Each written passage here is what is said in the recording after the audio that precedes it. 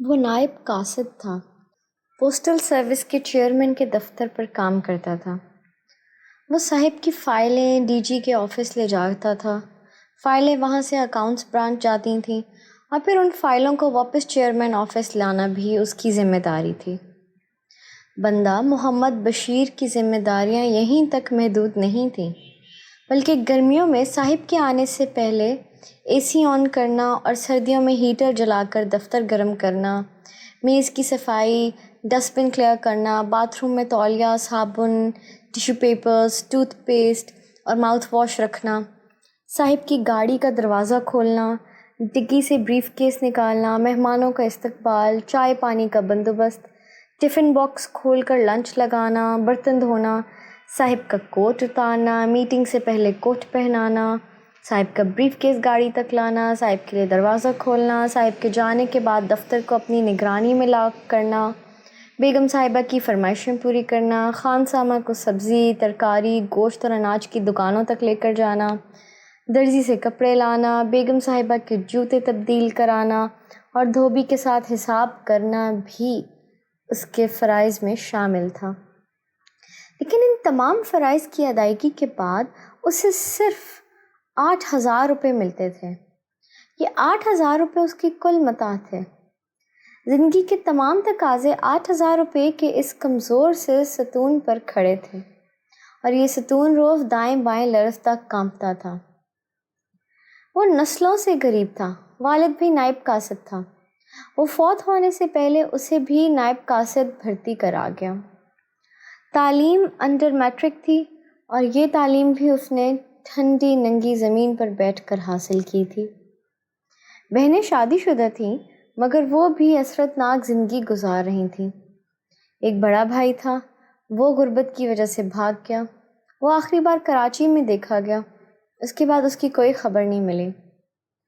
Chairman صاحب کی مہربانی سے والد کا سرکاری کوارٹر اس کے نام منتقل ہو گیا۔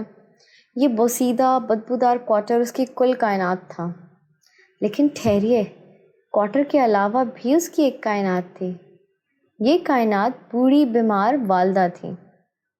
بندہ محمد بشیر نے بچپن میں مولوی صاحب سے سن لیا کہ ماں کی خدمت کرنے والا دنیا اور آخرت دونوں میں سرفراز ہوتا ہے۔ یہ نکتہ بیج بن کر اس کے دماغ کی زرخیز مٹی میں گرا، اور وہ بیج وقت گزرنے کے ساتھ ساتھ تناور درخت بن گیا۔ ماں اس کی واحد پناہ گاہ تھی، اور وہ ماں کا تنہا سہارا تھا۔ وہ دن کے وقت چیئرمین صاحب کی چاکری کرتا تھا، اور صبح شام اور رات میں والدہ کی خدمت۔ یہ اس کی کل زندگی تھی۔ میں آپ کو یہ بھی بتاتا چلوں کہ بندہ محمد بشیر نے شادی نہیں کی۔ کیوں؟ یہ وجہ بھی اس کی زندگی کی طرح دلچسپ تھی۔ بندہ محمد بشیر کی والدہ حج کرنا چاہتی تھیں۔ والدہ کی زندگی کی واحد خواہش تھی۔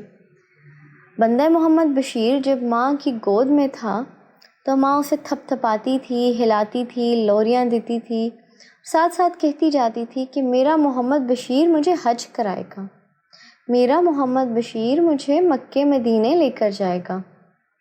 محمد بشیر یہ فکرہ سن کر بڑا ہوا تھا، چنانچہ اس نے ماں کے حج کو بھی اپنے فرائض کا حصہ بنا لیا تھا۔ وہ ماں کو ہر صورت حج کرانا چاہتا تھا۔ حج مہنگا تھا، اور بندہ محمد بشیر کی آمدنی قلیل تھی۔ وہ اگر اس قلت میں شادی بھی کر لیتا تو ماں کا حج ناممکن ہو جاتا۔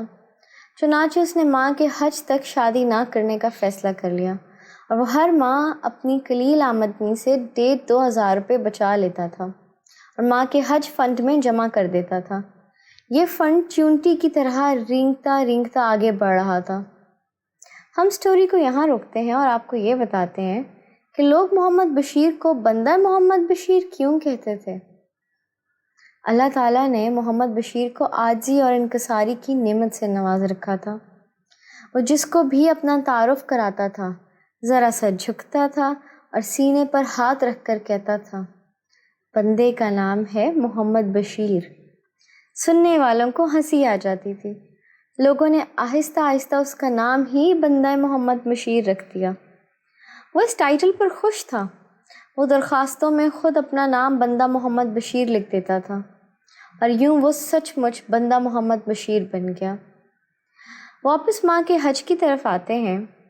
بندہ محمد بشیر نے بہرحال 2005 میں حج کے پیسے جمع کر لیے۔ وہ درخواست جمع کرانے گیا تو پتہ چلا ماں محرم کے بغیر حج نہیں کر سکتی۔ یہ نئی افتتاح تھی۔ وہ بڑی مشکل سے 10 سال میں ایک حج کے پیسے جمع کر پایا تھا۔ وہ اب اپنے لیے کہاں سے پیسے لاتا؟ وہ ہمت ہار گیا اور پریشانی کے عالم میں گلیوں میں پھرنے لگا۔ اس دوران ایک اور واقعہ پیش آ گیا۔ محمد نعیم ساتھی نائب قاصد تھا۔ نعیم کا بیٹا پتنگ اڑاتا ہوا چھت سے گر گیا۔ بچہ شدید زخمی تھا۔ نعیم کو آپریشن کے لیے 2 لاکھ روپے چاہیے تھے۔ اس نے دوڑ بھاگ کر کے لاکھ روپے جمع کر لیے۔ لاکھ روپے کی کمی تھی۔ نعیم مجبوری کے عالم میں بندہ محمد بشیر کے پاس آ گیا۔ محمد بشیر عجیب مخمصے کا شکار ہو گیا۔ وہ حج کی دوسری درخواست کے لیے خود قرض تلاش کر رہا تھا، جبکہ محمد نعیم اس سے ماں کی درخواست کے پیسے بھی مانگ رہا تھا۔ وہ نعیم کو انکار کرتا تو بچے کے بچنے کے امکانات کم ہو جاتے۔ وہ اگر حج کے پیسے نعیم کو دے دیتا تو ماں بیمار تھی، وہ حج کے بغیر ہی دنیا سے رخصت ہو جاتی۔ اب محمد بشیر بری طرح پھنس گیا۔ نعیم کے پاس وقت کم تھا۔ وہ محمد بشیر کے قدموں میں جھک گیا، اور یہ وہ لمحہ تھا جس میں بشیر نے اپنی زندگی کا مشکل ترین فیصلہ کیا۔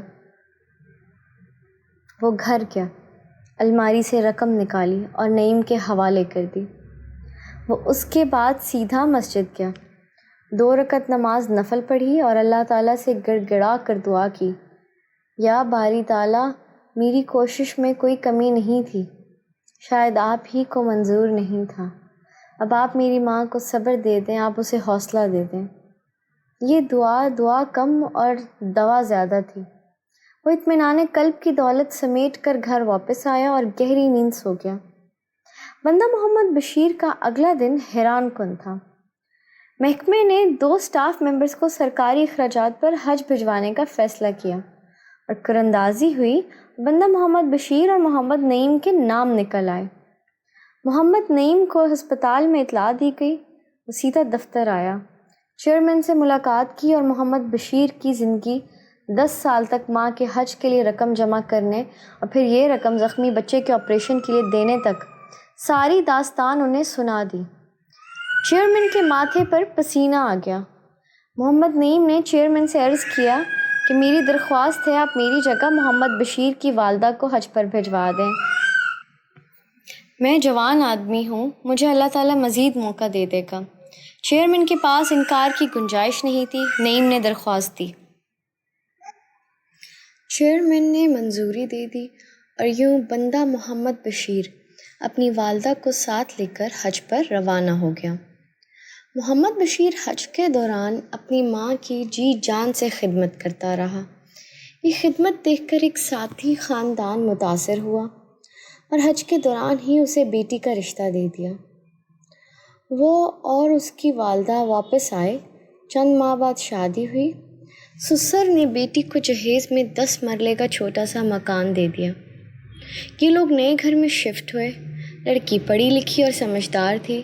اس نے گھر میں 10 سلائی مشین رکھی، محلے کی لڑکیاں اکٹھی کی اور اپنا بوتیک بنا لیا۔ بوتیک کامیاب ہو گیا اور آج 10 برس بعد بندہ محمد بشیر ملک محمد بشیر بن چکا ہے۔ یہ ہر سال 10 ضرورت مندوں کو حج کراتا ہے اور اللہ تعالیٰ کا لاکھ لاکھ شکر ادا کرتا ہے۔ یہ اپنی کامیابی کو کامیابی نہیں، حج اکبر کہتا ہے۔ ایک ایسا حج جس کا دروازہ محمد نعیم کے زخمی بیٹے کے زخمی سر میں تھا۔ محمد بشیر اس پھٹے ہوئے کھلے سر سے ہوتا ہوا خانہ کعبہ پہنچا تھا۔